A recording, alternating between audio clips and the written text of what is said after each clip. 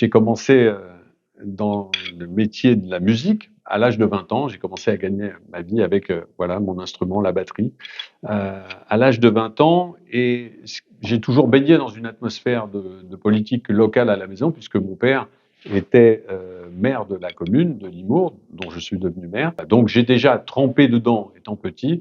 Et au décès de mon père, je me suis rapproché encore plus de la commune dans laquelle je suis né. Donc c'est presque, on va dire, deux vies. Je continue bien sûr la musique parce que sans la musique, je ne vivrai pas.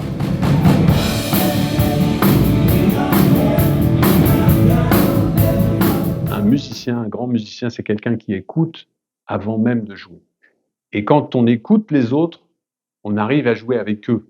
Quand on parle de musique en groupe, en orchestre, voilà, peu importe la formation, mais on écoute forcément les autres. Et ça, c'est une grande qualité. On le voit tout de suite chez un musicien, je connais, je ne donnerai pas de nom, des virtuoses, mais qui n'écoutent pas les autres. Et ça, quelque part, alors ça peut être sympathique, ça devient une bête de foire, mais pour moi, c'est pas ça la musique. La musique, c'est vraiment faire avec d'autres quelque chose. La politique, le lien avec la politique, il est là. Et si j'exagérais un tout petit peu, je dirais que pour les politiques, on devrait les obliger, s'ils ne l'ont pas déjà fait, à pratiquer la musique, parce qu'à ce moment-là, on se rend compte que ce qu'on appelle un solo, un chorus, devient quelque chose qui est mis en exergue parce que le reste du groupe joue pour le solo. Si chacun, ce qui est le cas actuellement, je prends l'exemple de la France, si chacun fait son solo en même temps, ça devient une cacophonie, ce qu'est la politique en France aujourd'hui. Quand j'ai été élu en septembre, c'était le 23 ou le 25 septembre 2017, ici, c'est une maison qui est 5 étoiles partout. C'est-à-dire que les personnels qui travaillent ici sont absolument incroyables. Ça va des huissiers aux administrateurs.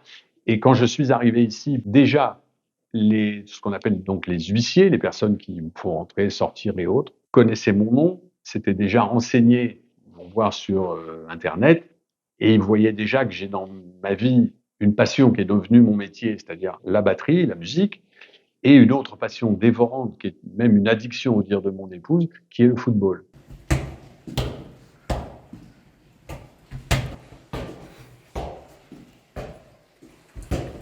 Si on veut vraiment, Madame la Ministre, aider le sport professionnel, et vous le savez pertinemment, et notamment le football professionnel qui croule sous les charges, voilà, libérons et diminuons les charges sociales pesant sur les clubs. J'ai au fond de moi, vous me voyez là, au Sénat de la République, respectueux bien évidemment des lois et règlements, mais j'ai toujours au fond de moi un côté, le vrai côté rock'n'roll.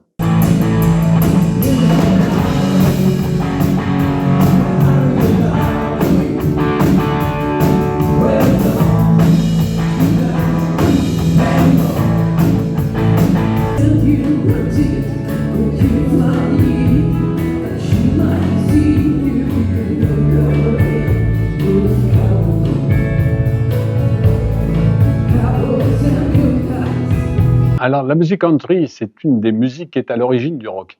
C'est une musique qui est très ancienne, qui incarne les États-Unis et qui est très respectée aux États-Unis, avec beaucoup d'origine dans la musique, que ça soit dans les accords, que ça soit dans le style, avec une origine, le croisement avec le blues pour obtenir le rock. Donc c'est une musique, on retourne aux racines quand on fait du country, de la country music. Donc c'est une musique qui parle beaucoup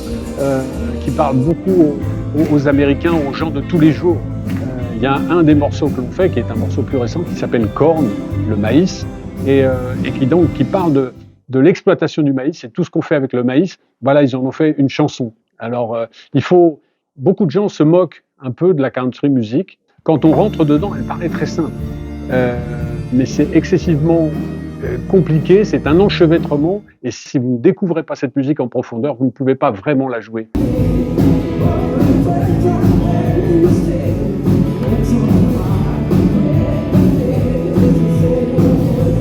Pour une population qui est peut-être, on va dire qui a passé la cinquantaine, voire même la soixantaine, c'est quelque chose d'excellent pour la mémoire, car il faut mémoriser les pas de danse Et croyez-moi, là aussi, pareil, quand on les regarde danser, on a l'impression que c'est tout simple. C'est un cauchemar. Et si vous ne travaillez pas, vous ne pouvez pas danser la danse country.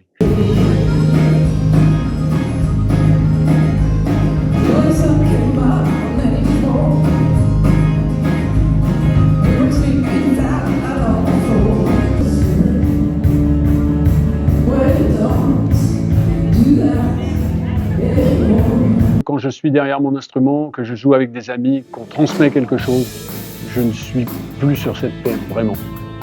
Je suis dans un monde, le monde de la musique. Les musiciens savent ça parce qu'on s'échappe. Quand on joue de la musique, on est ailleurs. Les soucis sont laissés dans les loges. Mais en revanche, il faut aussi revenir dans ce monde que l'on vit. Et alors, à ce moment-là, l'hémicycle et le monde politique est un épicentre, voilà. Mais j'y suis aussi à l'aise, je connais les codes, il faut faire avec. Mais là aussi, on partage des fois, il y a des moments de partage, c'est pas non plus que négatif. Mais en ce moment, il y aurait besoin de plus de moments de partage. Tel Mary Poppins, vous osez vous attaquer au totem absolu, l'audiovisuel public. Mon sujet aussi, c'est l'audiovisuel public. Et j'aimerais peut-être qu'on dise en 2029 que ce que je disais en 2022 est une préconisation dans laquelle l'audiovisuel public français viendra.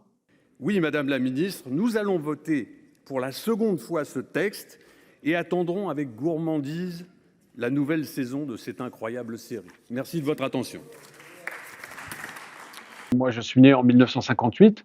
Donc, j'ai vu un jour à la télévision où le samedi après-midi, il y avait la retransmission de la finale de la Coupe d'Angleterre. Et j'ai vu ce match Leeds contre Chelsea. Et ce match a changé. Voilà, je n'ai pas pu faire autrement que de me lever, d'aller chercher, je me rappelle encore, une balle de tennis et de jouer dans le couloir au football. Parce que les images que j'avais vues, j'avais tout simplement envie de répéter ces gestes. C'était magnifique, dans un stade superbe. Il y a eu le déclic, le même qu'avec la musique, c'est-à-dire que dans le foot, il y a un rythme, il y a bien entendu un rituel, il y a des usages, il y a une stratégie. Et ce football, ce ballon rond, moi, m'a fasciné. Je dormais avec. Voilà, c'est comme ça. Et aujourd'hui, mon plus grand bonheur, c'est d'avoir un fils qui est devenu footballeur professionnel.